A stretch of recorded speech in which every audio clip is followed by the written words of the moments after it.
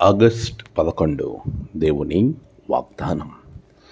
బుద్ధి సంపాదించుకొనివాడు తన ప్రాణమునకు ఉపకారి. సామెతలు 19:8. మన ప్రభువైన యేసుక్రీస్తు నామములో మీ అందరికీ ఈ ఉదయము శుభములు తెలియచేయుచున్నాను. ప్రియులారా, మనమందరము కూడా దేవుని మహాకృపను బట్టి మరొక నూతన దినము, నూతన ఆదివారం ప్రభు పాదాల యొద్దకు రావటానికి దేవుడు చక్కటి అవకాశము మనకు అనుగ్రహించాడు. అందును బట్టి అద్భుతమైన ఆశ్చర్యకరుడైన ఆ దేవాది దేవునికి కృతజ్ఞతాస్తుతులు చెల్లించుచూ ఉన్నాను. ప్రియులారా, ఎలా ఉన్నారు? క్షేమంగా ఉన్నారా?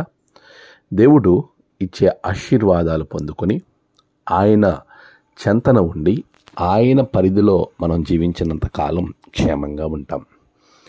అలా కాకుండా మనకు నచ్చినట్టుగా జీవించాలని, మన పరలోకపు తండ్రిని వీడి మనము లోకంలో కలిసి మన జ్ఞానం మీద ఆధారపడి మనకు నచ్చినట్లుగా మనము ప్రవర్తిస్తే క్షేమము కోల్పోయి క్షామాన్ని చూడాల్సి వస్తుంది.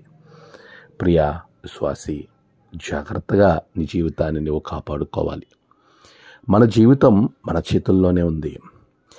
తప్పిపోయిన కుమారుడు తనకున్న జీవితాన్ని లోకంలోకి తీసుకుని పోయాడు. తండ్రి ఆస్తిలో భాగం అడిగాడు. తన స్నేహితులతో దుర్వ్యాపారం చేశాడు. తనకు నచ్చినట్లుగా తాను జీవించటం మొదలుపెట్టాడు. తుదకు తన జీవితం పందులు తినే పొట్టు దగ్గరికి చేర్చబడ్డది. ఈరోజు ఒక విషయాన్ని మీ ముందు తీసుకురావాలని నేను ఆలోచనతో ఉన్నాను. మనంతట మనము మనకు నచ్చినట్లుగా జీవిస్తే తుదకు మన యొక్క స్థితి అదే రీతిలో ఉంటుంది. ఎప్పుడైతే తప్పిపోయి తన తండ్రి అదు నుండి లోకంలోకి వెళ్ళాడో, ఆయన బుద్ధి వచ్చినప్పుడు అనే మాటను అక్కడ ప్రస్తావిస్తాడు.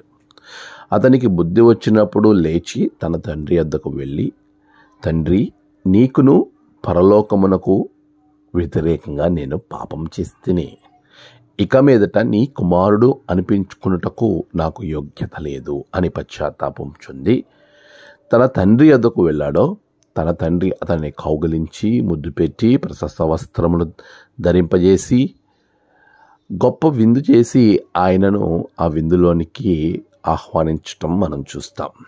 ఈరోజు ఎవరైతే బుద్ధిగా జీవిస్తారో అటువంటి వారు తనకు తానే మేలు చేసుకున్నవారు.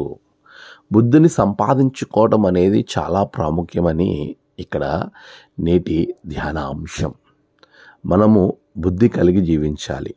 బుద్ధి లేని స్త్రీలు, బుద్ధి లేని కన్యకలు ప్రభువు దగ్గర ఉండలేకపోయారు.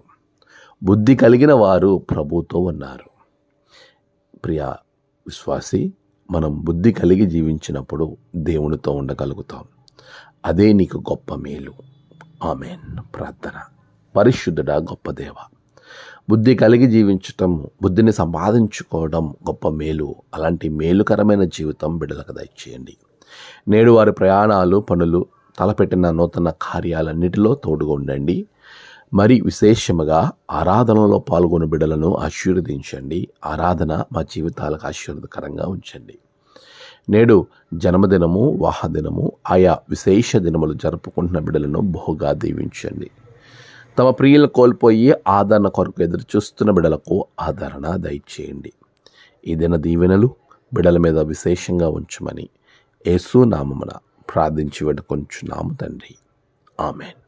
తండ్రి, కుమార, పరిశుద్ధాత్మ త్రియేక దేవుని గొప్ప దీవెన మీకు తోడుగా ఉండి నడిపించుగాక.